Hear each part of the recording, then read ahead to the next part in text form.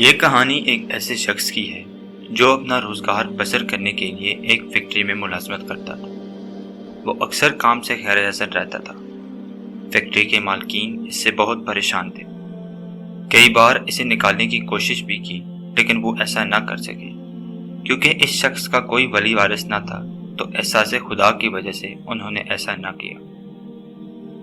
Factory کا مالک چونکہ بہت خدا ترس آدمی تھا، اس لیے اس نے اپنی فیکٹری میں ایک قرآن دازی ڈالنے کا فیصلہ کیا، جس کی بدولت نکلنے والے نام کے شخص کو حج کرایا جائے گا۔ جب قرآن دازی کا وقت آیا تو خوش قسمتی سے اس شخص کا نام نکل آیا، لیکن اس آدمی نے حج پر جانے سے انکار کر دیا۔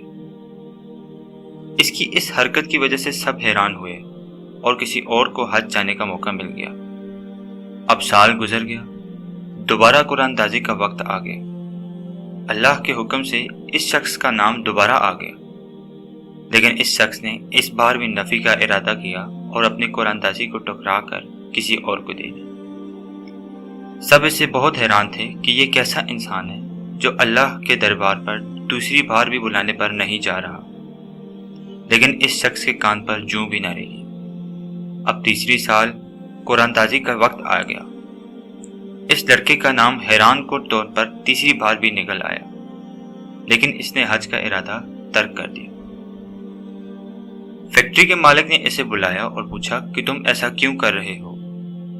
ایسا خوش قسمت موقع تو کم ہی لوگوں کو ملتا ہے۔ اگر کوئی مسئلہ ہے تو ہم حل نکال سکتے ہیں۔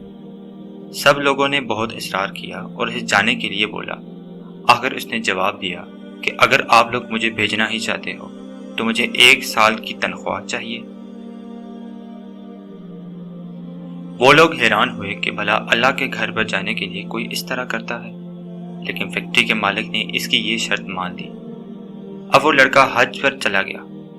کچھ دنوں بعد فیکٹری کے مالک کو اطلاع ملی کہ جو لڑکا حج کرنے کے لیے گیا تھا وہ طواف کے دوران سجدے کی حالت میں صف اول میں انتقال کر گیا ہے اور اسے جنت البقیع میں دفنا دیا گیا۔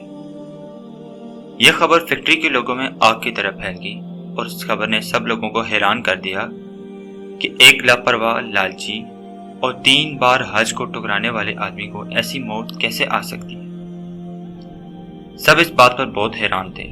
مالک نے یہ فیصلہ کیا کہ اس کے آباء و اجداد سے پتہ کریں گے کہ اس کی کون سی نیکی اسے اتنا اونچا مقام دے گئی ہے۔ جب پوچھ گچھ کی گئی تو پتہ چلا کہ یہ نہ تو کوئی باوقت نمازی تھا اور نہ ہی بڑا پرہیزگار انسان، بلکہ یہ تو اکثر ایک عورت کے گھر پر بھی پایا گیا ہے۔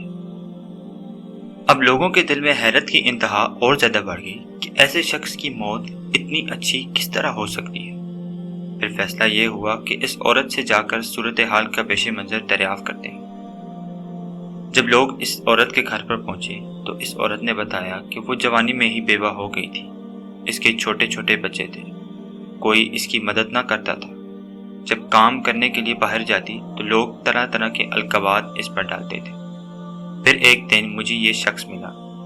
اس نے مجھے کہا کہ آپ کو کہیں جانے کی ضرورت نہیں، مجھے اپنا بھائی سمجھیے، میں آپ کی مدد کروں گا۔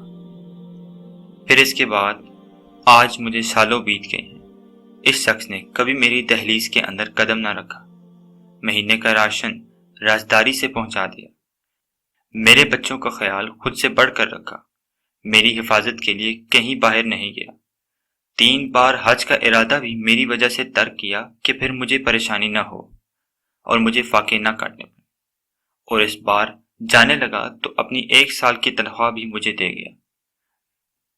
جب یہ سب باتیں اس عورت نے بتائیں تو لوگوں پر حیرت کے بادل چھا گئے اور وہ شرم کے تالاب میں ڈوب گئے کہ جس شخص کو ہم غلط سمجھ رہے تھے وہ تو ایک مسیحا ہے، جس نے چھپ کر نہ صرف حقوق اللہ کے پہلو کو ادا کیا بلکہ اپنی زندگی بھی ایک ہمدردی کے پہلو میں قربان کر دی اور حیا کی وہ مثال قائم کر دی جو کہیں نہیں مل سکتی۔ یہی وجہ تھی جس کی وجہ سے اللہ نے اسے اتنی اچھی موت کا تحفہ عطا کیا۔